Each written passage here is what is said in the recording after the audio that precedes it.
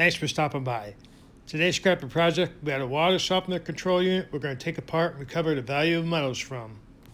Now this old water softener control unit come off of a water softener that was probably about 15 or 20 years old.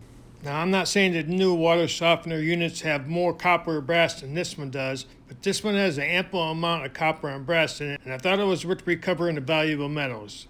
There are various bolts and nuts and several miscellaneous items you had to remove from this to recover the valuable metals. Now this is one item I had no idea that there was valuable metal in.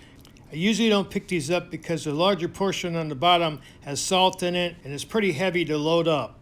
In the lower part of the water softener there's absolutely no valuable metal, it's just a container that holds the salt. Now had I known there was copper and brass in these water softener units, I would have been picking these up years ago.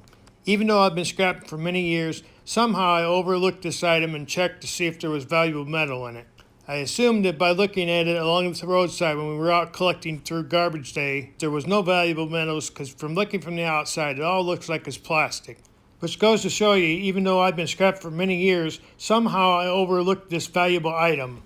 Even though I discovered that this has valuable metal in it, I do regret not checking earlier. I passed up many opportunities to make a little extra cash by not checking and being thorough.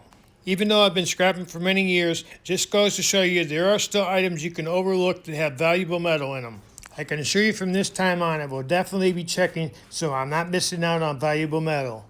Now there are several ways to recover valuable metal and collect scrap.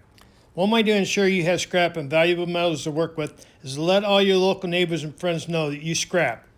Usually they'll set it aside or let you know that they have it available. Another way to increase your scrap pile is to find out when your local garbage pickup is, and then you can go out the day before looking around for valuable metal and scrap to pick up. Check with your town and the city that you live in to find out the yearly annual cleanup day. And you don't want to forget the local garage sales and yard sales in the area. Most of them have them during a certain time of the year. A couple times a year is a large garage sales. A lot of people leave out items that are valuable for you to scrap. Now, even if you've been scrapping for a while, or if you're a new scrapper, you're going to notice that new items have way less valuable metal. That's due to consumer pricing and trying to be competitive with other companies. Now, I found over the last 10 to 20 years, you're finding less and less valuable metal in the new products. By keeping your eye out when you're looking for scrap, you can know that you're going to have a lot more valuable metal if you find something that's older. Several new items have switched to aluminum and plastic.